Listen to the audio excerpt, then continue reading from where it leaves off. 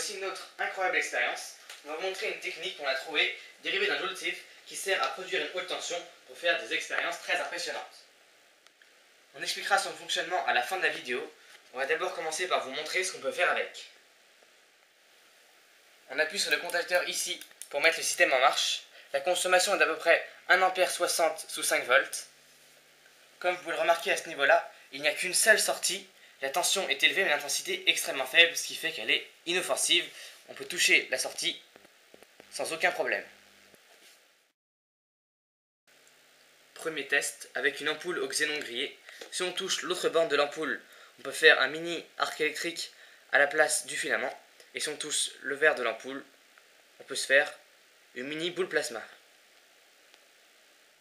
On a relié le système à une boule d'aluminium chargée au potentiel, isolée de la masse, le sol, par un tube en PVC.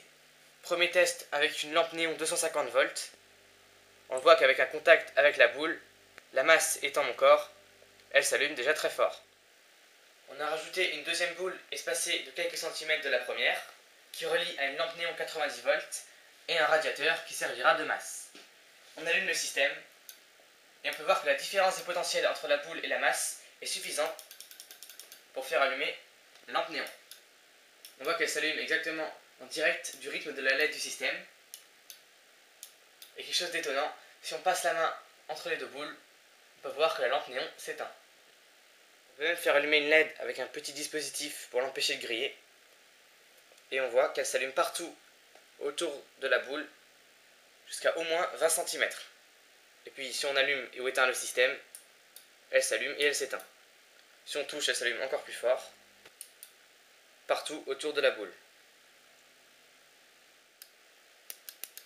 On peut même augmenter la portée avec une boule comme récepteur jusqu'à au moins 30 cm.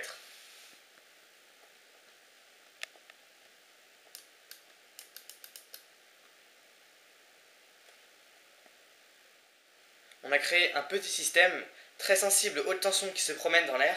Par exemple, si on prend une ampoule économique et qu'on l'allume à proximité du système, on peut voir qu'il détecte quelque chose à l'allumage.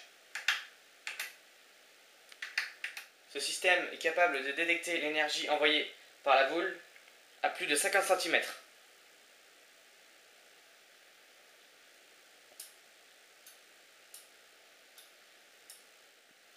Vu comme ça paraît assez incroyable, on pourrait presque s'en servir de système de radiocommande.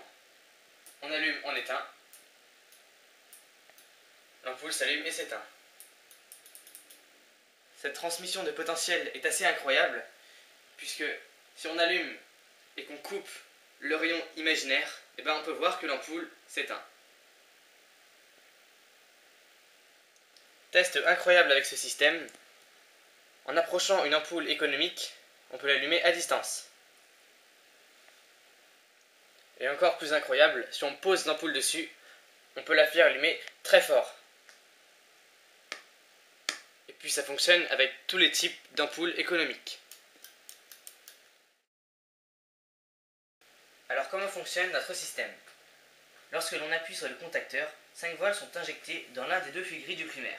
L'autre fil gris va récepter une partie de l'énergie émise par induction et va l'envoyer dans la base du transistor. Le transistor va amplifier le signal et remettre le courant dans la première bobine. Ce système feedback, issu d'un joule-tiff, oscille continuellement à environ 40 kHz, une fréquence propice à un bon rendement sur une barre en ferrite. Au-dessous des deux bobines grises, nous avons rajouté une longue bobine de fil fin d'environ 500 spires, isolée et enroulée d'un bout à l'autre sans retour en arrière pour éviter que des arcs électriques se produisent à l'intérieur. Cette bobine, contenant beaucoup plus de spires, se charge d'un potentiel très élevé. Il n'y a qu'une seule sortie, celle-ci a une haute tension mais une intensité très faible. Elle est donc inoffensive mais permet la réalisation d'incroyables expériences.